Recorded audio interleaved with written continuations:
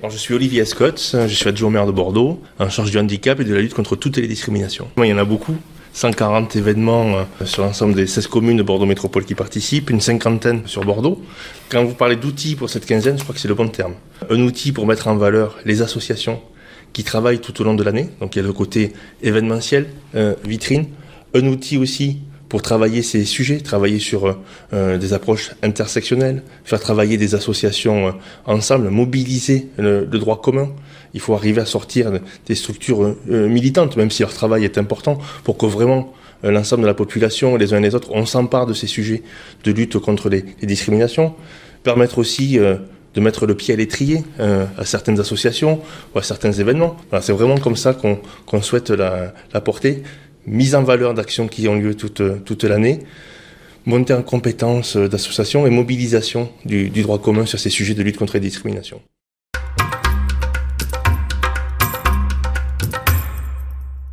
Moi c'est Elsa Misquet, je suis co-animatrice du podcast Yes avec 3S, qui est un podcast qui met en avant les victoires de femmes contre le sexisme.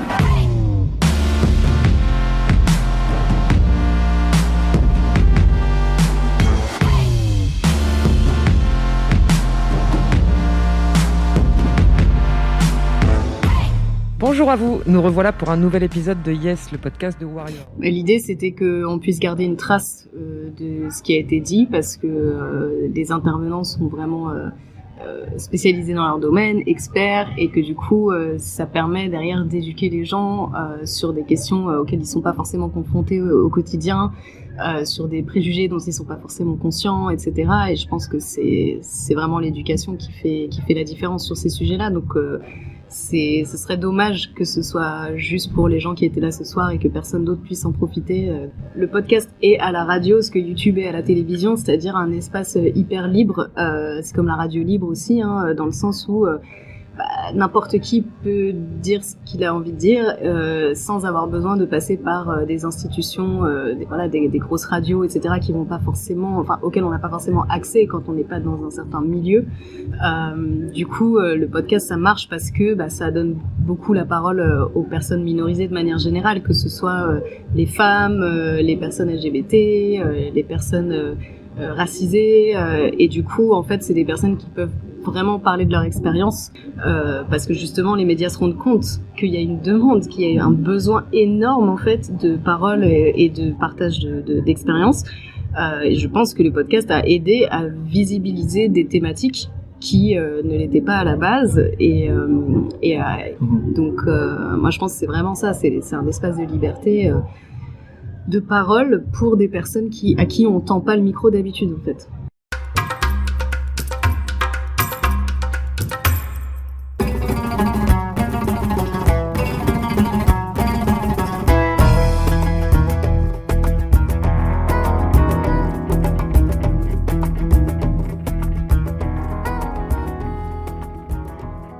Alors je m'appelle Hervé Lequeux, je suis photoreporter depuis maintenant 25 ans. En 2011, quand éclate la révolution tunisienne, je décide avec un journaliste, Sébastien Deslandes, de partir pour suivre cet événement. Et je débarque donc à Tunis le 12 janvier, soit 3 jours avant la destitution, la chute de Ben Ali.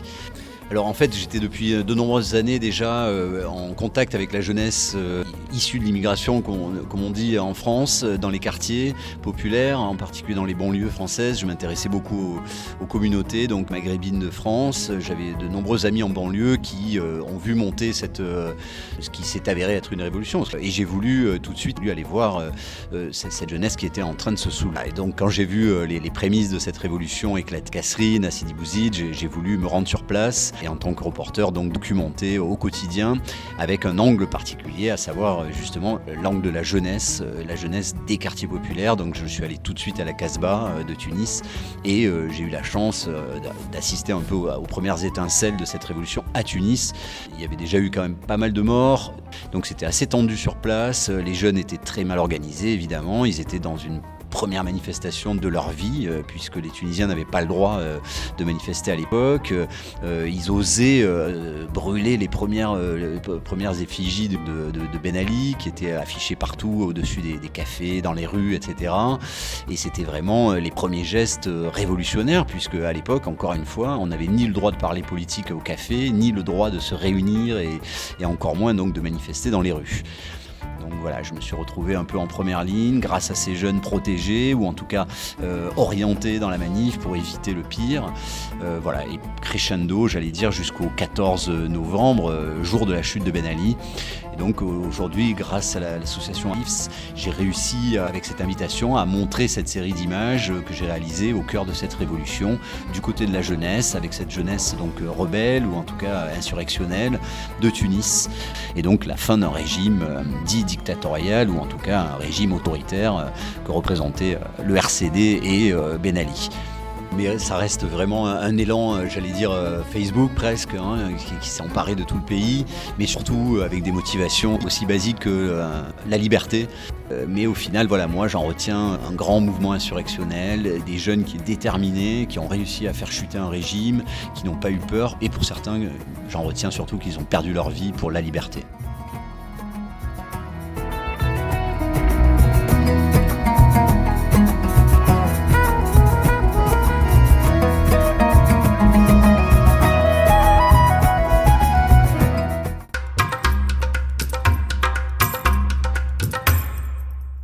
Moi c'est Morgane, je travaille au Gyrophare. Le Gyrophare c'est le centre LGBT de Bordeaux. Aujourd'hui on a fait 2 formats d'action. Donc on a d'abord le jeu des privilèges. Donc le jeu des privilèges c'est justement on a des cartes qui vont nous donner des personnages avec des caractéristiques. Ces caractéristiques vont réagir en fonction d'une affirmation. Cette affirmation c'est un privilège et c'est pour se rendre compte justement de qui a accès à ce privilège et qui ne l'a pas. Donc prenons l'exemple d'une personne, d'une femme cisgenre porteuse d'un handicap et lesbienne. Donc en fonction de, par exemple, est-ce qu'on peut sortir dans la rue le soir?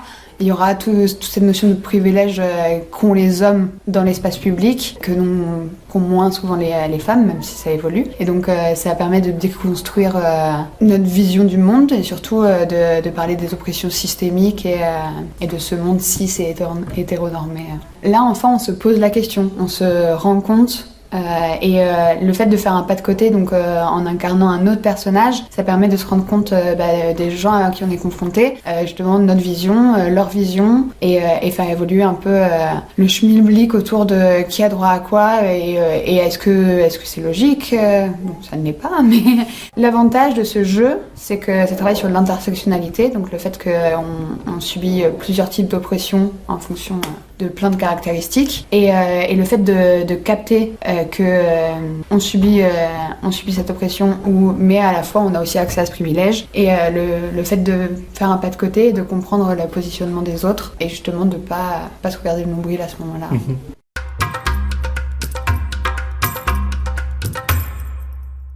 Bonjour, je suis Sandrine, militante à SOS Racisme. Alors c'est un atelier en partenariat avec le Boulevard des Potes et SOS Racisme, un atelier sur la question des identités plurielles. L'animation se fait en plusieurs parties. Au début, on donne une liste de mots à des jeunes qui vont travailler tout seuls par association d'idées. Donc on met des mots clés en fonction du premier mot, qu'est-ce qui vient à l'esprit. Et l'idée, c'est d'amener justement après en petit groupe à discuter des idées clés qui sont venues, des associations d'idées, pour finalement amener à la déconstruction des préjugés. Et l'idée, c'est de les amener justement à travers un groupe de discussion à se questionner, mais pourquoi t'as associé cette idée à celle-là? Qu'est-ce que ça signifie? Ah ben oui, c'est vrai, c'est pas gagné, c'est pas parce que t'es jeune d'un quartier que forcément t'es maghrébin, des choses comme ça, etc., etc. Donc amener à la déconstruction des préjugés. Aussi parler derrière de qu'est-ce que c'est les discriminations et comment les préjugés animent en fait les discriminations. C'est pas toujours réfléchi et c'est justement un mécanisme mental de raccourcir les idées pour essayer de retenir l'essentiel. C'est les psychosociologues qui disent ça. Donc voilà, c'est amené. Puis aussi, c'est la question de l'ouverture sur l'autre. Comment on discute et admettre et entendre le point de vue de l'autre et faire un petit pas de côté par rapport à son propre point de vue initialement. Il y a beaucoup de facteurs. En fait, il y a la question les questions mémorielles. l'histoire de l'esclavage, du colonialisme, qui a quand même irrigué pas mal la société française et qui irrigue encore. Et c'est aussi ce que j'entends dans mon cercle familial, dans l'école. C'est-à-dire que le racisme et les préjugés, c'est une éducation en fait. Et c'est comment, en confrontant ce que je crois savoir avec d'autres groupes, que je vais petit à petit faire tomber mes propres représentations. Et en ayant conscience que, quel que soit là où on peut à la fois se retrouver dans une situation de domination sociale où on va être victime de discrimination, mais qu'on peut aussi être à un moment donné dans une situation de dominant et discriminer autrui. C'est jamais simple en fait, c'est jamais figé ces histoires-là.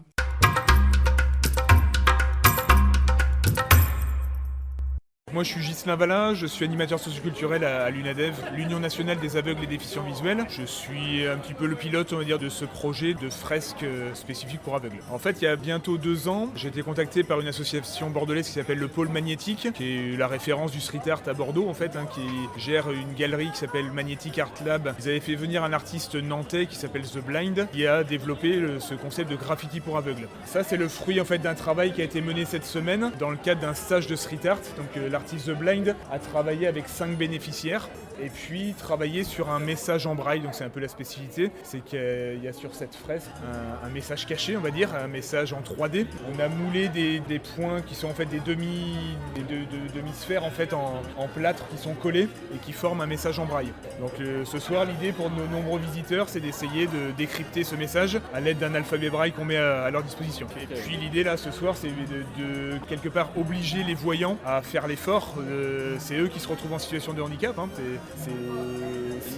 S'ils veulent, tout à fait. S'ils veulent effectivement décrypter ce message, ils sont obligés de faire l'effort de transcrire. Donc je m'appelle Charles, j'ai 34 ans et je suis très malvoyant. En fait, on a eu 2 heures pendant 4 jours. Un premier jour, on a passé 2 heures dans l'atelier magnétique et ensuite on a travaillé sur la fresque à l'UNADEV. Alors en fait, on a commencé au départ, c'était juste un grand panneau en bois naturel, donc on a repeint au rouleau en blanc ce panneau. Ensuite, on a ajouté des motifs avec toujours au rouleau avec de la peinture grise et noire. Et le jour suivant, on a en fait passer après de la couleur avec de la bombe. Donc il y a du orange, du bleu, du rouge. Puis on a fini par coller les points pour écrire un message en braille sur la fresque. Bon écoutez, moi je le vois pas, mais je suis très content de ce qu'on a fait. L'expérience était géniale parce qu'en fait, bien sûr, les gens nous ont aidés, mais on a réalisé quelque chose et en fait, tout simplement, on montre à tout le monde qu'on est capable de faire des choses et quand même de faire de l'art qui est quand même quelque chose a priori de visuel, mais qu'en fait par le tactile et par l'imagination on arrive à le faire aussi. Salut, c'est The Blind, créateur du graffiti pour aveugles et je viens de Nantes et je suis venu travailler à Bordeaux avec l'UNADEV et j'ai travaillé avec 5 bénéficiaires qui sont malvoyants et non-voyants. Je viens du graffiti illégal, ça fait 20 ans que je fais du graffiti dans la rue et en gros j'ai fait un graphe avec des copains sur le périph' nantais. En blaguant, je leur dis ce qu'on a fait, c'est certes vu par les voyants, mais ce ne sera pas vu par les aveugles. Et en rentrant chez moi, je me suis dit, tiens, mais il faut trop que je fasse du graffiti pour aveugles. Comme je dis souvent, c'est comme faire de la musique pour les sourds. Oui. Et donc, comme j'aime avoir cette place un peu d'outsider, être toujours à la marge, pas faire comme tout le monde, je suis parti dans cette aventure du graffiti en braille. Moi, ce que je voulais, c'est qu'il lâche prise. On s'en fout des regards de l'autre. En plus, c'est assez cocasse parce qu'ils sont malvoyants et aveugles. Et vraiment s'amuser avec la texture, jouer sur la gestuelle, jouer sur le ressenti. Et donc, on a fait à la fois du rouleau avec de l'acrylique, on a fait de la bombe. Et après, moi, par la suite, je leur ai proposé de réfléchir à une phrase comme j'ai l'habitude de faire, un peu punchline, un peu drôle. Et donc, on a moulé donc, les demi-sphères en plâtre. Et après, on a collé sur le mur et on a écrit « Foutez-moi la paix, ouvrez les yeux ». Moi je trouve ça trop cool.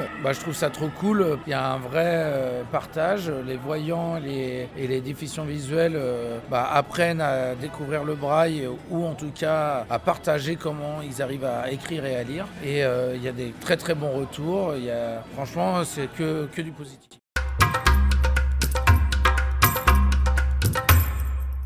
Je suis Jérôme Batteux, je suis auteur et metteur en scène de la compagnie des Petites Secousses. C'est moi qui ai créé le spectacle Drague et je joue dedans.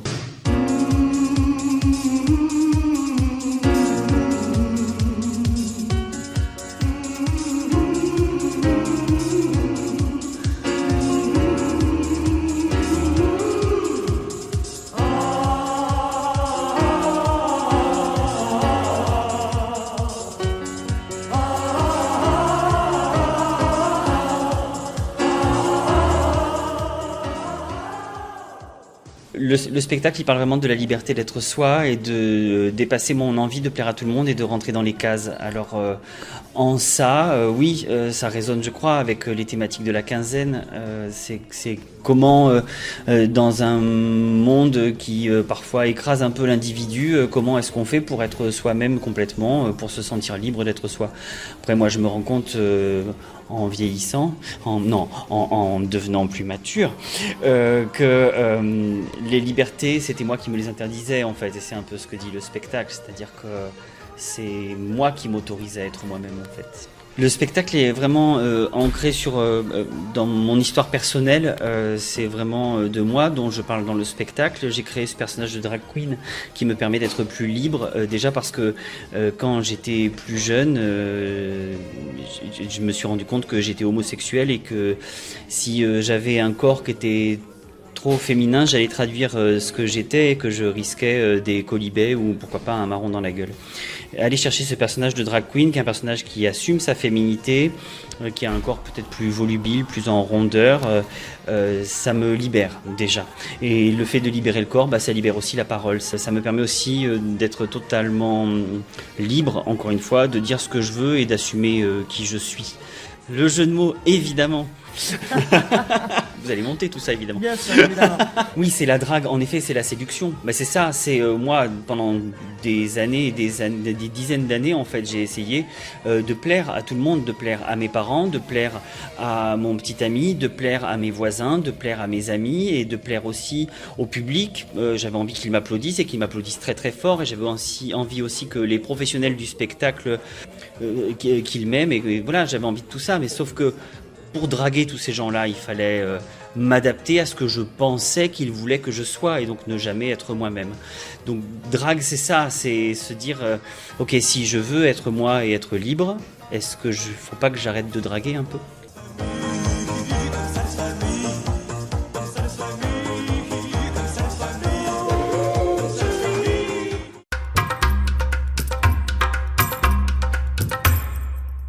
On est ravis de vous recevoir, Marie-Claire Capcopia-Moraldo. Et je rappelle, vous êtes directrice de l'association Les Orchidées Rouges. Bonjour, bienvenue Marie-Claire déjà. Bonjour Joël, merci de me recevoir. Quels sont les objectifs de l'association Les Orchidées Rouges ? Les Orchidées Rouges sont une association qui milite pour l'éradication des mutilations sexuelles féminines, du mariage forcé, de toutes les violences faites aux femmes et aux filles. Pour vous résumer, l'objectif final des Orchidées Rouges, c'est qu'au-delà de réparer des blessures, c'est la libération des femmes qu'on recherche en fait. C'est une tradition, c'est culturel et c'est transmis de génération en génération, c'est-à-dire que les grands-mères qui l'ont subi ont fait subir cela à leurs filles et leurs filles feront la même chose avec leurs filles à leur tour, d'où cette nécessité de sensibiliser massivement pour éveiller les consciences, pour alerter les gens sur les dangers liés à ces mutilations sexuelles et que les gens comprennent aussi que c'est une atteinte grave aux droits fondamentaux, c'est une atteinte à l'intégrité physique, au droit à la santé, au droit à la vie, parce qu'il y a des petites filles qui décèdent suite aux mutilations sexuelles. Dire qu'il faut éradiquer et puis c'est tout. On ne va pas se dire qu'on va trouver des conditions d'hygiène pour remédier aux conséquences liées aux excisions traditionnelles. Il ne faut plus que les excisions existent.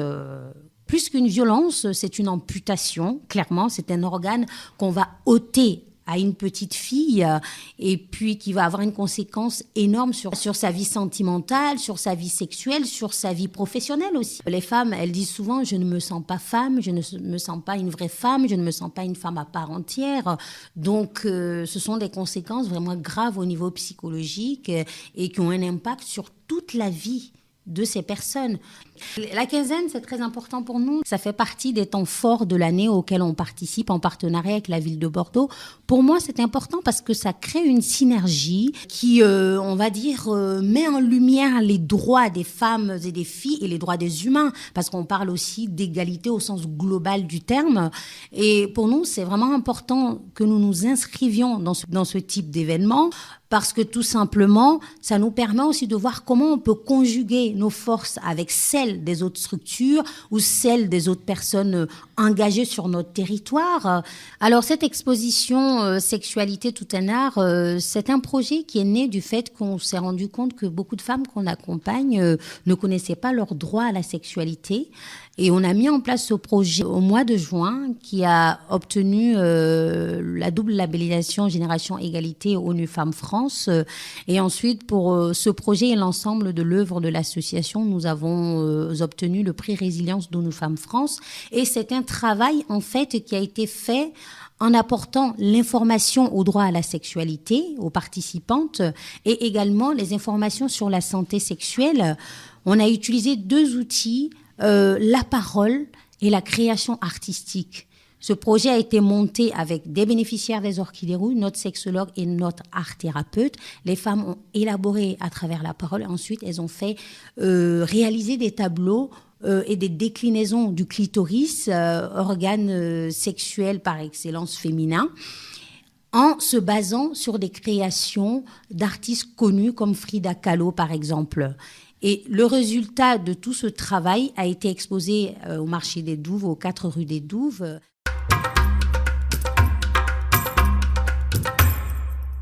Et on est ravis de recevoir Lumna. Lumna, bonjour, bienvenue à Odo Radio. Bonjour, merci pour ton invitation, Joël. Et bien sûr, avec vous, Lumna, on va voir ce que vous allez proposer sur cette quinzaine. Alors, notamment le 12 novembre, Moi Femme, alors projection d'un documentaire. Et dites-nous comment ça va se passer. C'est vraiment un projet à l'initiative de Yasmina Boultam, adjointe à la citoyenneté sur la ville de Lormont. Yasmina Boultam avait envie, sur le territoire lormontais, de mettre en place un projet artistique. Alors, le support était large, ça pouvait être du théâtre, ça pouvait être de la vidéo, mais pour mettre en avant les femmes. Donc, elle a sollicité Renaud Bordery, qui est auteur, metteur en scène au sein du collectif Je suis Noire Demande, et qui a tout de suite pensé à la Citesse Compagnie, puisqu'on a commencé ensemble avec Renaud, justement, puisque je suis très engagée sur ces questions de la place de la femme. Et nous travaillons aussi avec Wallace, c'est Théo Lasnier, qui est réalisateur et musicien. Et vidéaste, il fait plein de choses. Donc nous sommes 3 sur cette aventure artistique. Et l'idée, en gros, du projet Moi Femme, femme au pluriel, avec un S, c'était de rencontrer différentes femmes sur le territoire lormontais. Alors l'idée, c'était pas forcément de faire le portrait de la femme lormontaise, parce que je crois que ça n'existe pas, qu'on aille à Lormont, à Senan, à Mérignac, à l'autre bout du monde. Oui, il y a une diversité, voilà, heureusement d'ailleurs. Exactement. Mais l'idée, en gros, de ce projet, c'est d'interviewer donc des femmes, donc soit dans la rue, c'est du micro-trottoir, on a de façon très spontanée, et on a aussi interviewé des femmes chez elles, donc elles nous ont invités à leur domicile, donc pendant 1 heure, on a parlé vraiment de tout, on était vraiment dans une espèce de bulle de confiance, et la question principale que nous leur avons posée, c'est quoi être une femme ? Être une femme, c'est faire attention quand on rentre, c'est faire attention derrière soi, c'est faire attention quand on marche dans la rue et qu'il est 2h du matin, c'est baisser la tête ou c'est rouler un peu des mécaniques dans les rues de Bordeaux, dans les quartiers où on a l'impression qu'il faudrait sembler forte. Je dis ça parce qu'en ce moment il y a eu beaucoup d'amis à moi et tout ça qui ont peur, quoi, et que du coup c'est dans ce contexte-là, pour moi en ce moment c'est juste cette synonyme de ça, et du coup c'est alarmant pour moi, je trouve.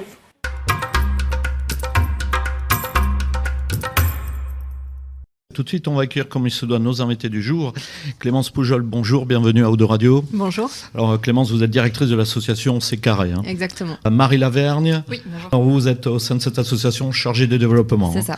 Donc bonjour, bienvenue à vous aussi. Bonjour. Puis Claire Lafargue, donc vous êtes photographe. Et bonjour également et bienvenue à vous. Bonjour. Des portraits photographiques et sonores, donc il y a les deux. Alors la genèse de ce projet. Alors, ça vient justement de notre présence dans le quartier Palmer depuis janvier. C'était vraiment l'idée de proposer aux habitants de pouvoir se rencontrer d'une autre façon dont on a l'habitude, nous, de leur proposer de venir nous voir, boire un café. Là, c'était vraiment qu'ils puissent se rencontrer entre eux et qu'ils puissent s'interviewer entre eux. Et donc, pour réaliser ces capsules sonores, on a travaillé avec le lycée La Morlette, à Senon, et donc notamment une classe de terminale SPVL, donc 16 élèves qui ont travaillé avec Aline Chambras sur 4 ateliers environ. Donc ça leur a permis donc déjà de rencontrer l'artiste, de découvrir son métier, sa technique, et donc aussi d'apprendre les techniques d'interview, leur faire découvrir aussi le matériel audio, de prise de son, en fait tout ce qu'elle utilise au quotidien dans son métier. Et ensuite, il y a 2 habitantes qui sont venues au lycée La Morlette pour se faire interviewer par les jeunes. Des 2 côtés, que ce soit les habitants ou les élèves, tous étaient assez curieux de se rencontrer, d'échanger. Sur le quartier, sur le quotidien de Senon, sur ce qui s'y passe et sur la vie aussi de ce quartier-là. On a la chance de pouvoir présenter l'exposition dans le cadre de la clôture donc de la quinzaine de l'égalité avec donc les portraits photographiques et les capsules sonores qui sont en fait sur des tablettes en libre écoute. Il y a également un QR code qui permet aux gens d'écouter quand ils le souhaitent. Après, on sera sur la place du marché 1er décembre. L'exposition ira au lycée. Voilà, c'est pour ça qu'on parlait d'itinérance. Habitante.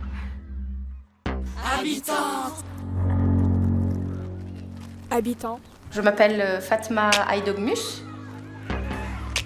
Moi, je suis d'origine turque. Habitante. Alors, nous sommes arrivés en octobre 92, au 4 Pergaux, à l'appartement 1255. J'avais 10 ans. Le nous, c'est mes parents, donc ma mère, mon père, mes 2 frères et moi-même. Donc mon frère qui est marié, son épouse et ses enfants, ses 4 enfants. Donc c'est un T5 bis et nous y avons habité à, je sais plus, j'ai pas fait le compte. On n'a jamais fait le compte. C'est comme quand on se met à table, à chaque fois on est combien. Voilà. Donc si on compte 2, 4 et 5, 9. Voilà.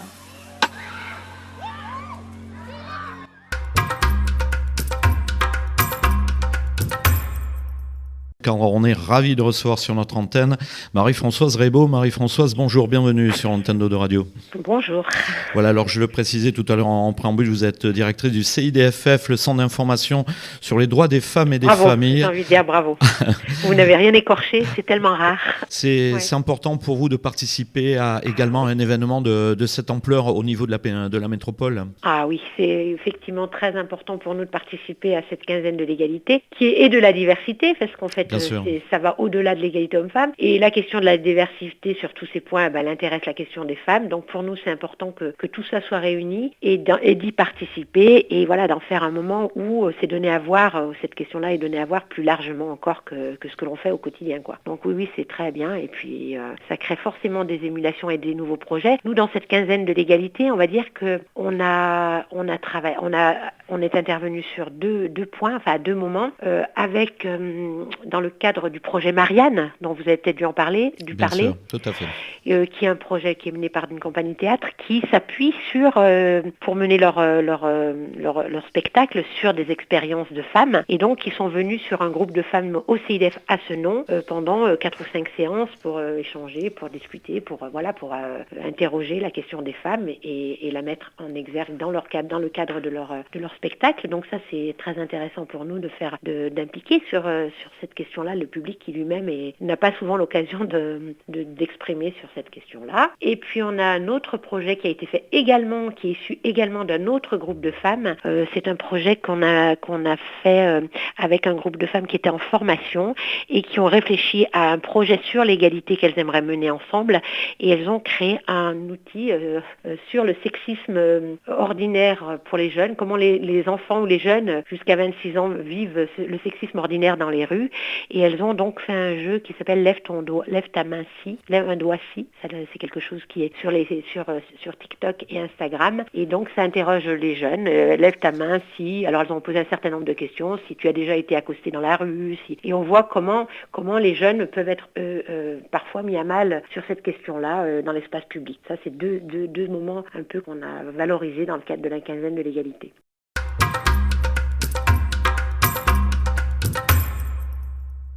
Tout d'abord, c'est l'occasion pour Bordeaux Métropole et la ville de Bordeaux, qui sont les deux organisatrices de cette manifestation, de démontrer que les élus, leurs communes et les associations ne lâchent rien sur le sujet que représente l'égalité femmes-hommes et la lutte contre les discriminations et pour l'égalité de tous.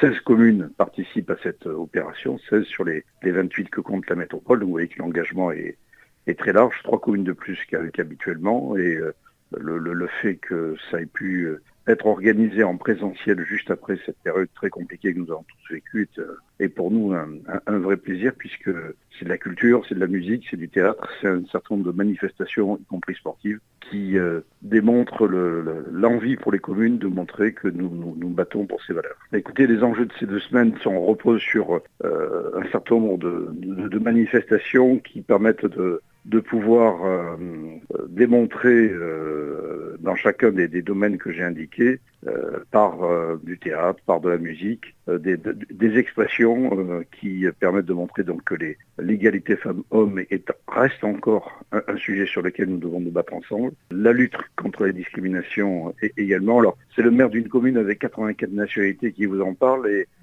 je pense qu'au quotidien, nous battons avec la chance d'avoir un tissu associatif important. Et d'ailleurs, les associations sont très largement représentées dans cette manifestation.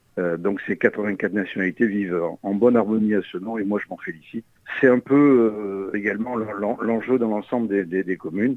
Bien évidemment, d'autres discriminations liées aux orientations sexuelles, notamment. Beaucoup de manifestations ont lieu sur la ville de Bordeaux sur ce sujet. Parce que sur le plan national et puis parfois sur le plan local, nous constatons encore des manifestations homophobes, xénophobes, et nous ne devons pas, dans notre pays qui est un pays de république avec le triptyque égalité, liberté, égalité, fraternité, nous ne devons pas accepter ce type d'acte. Nous devons continuer à lutter pour démontrer que nos communes, notre pays, n'acceptent pas de verser vers ces orientations pour le moins nauséabondes. Il ne faut jamais rien lâcher.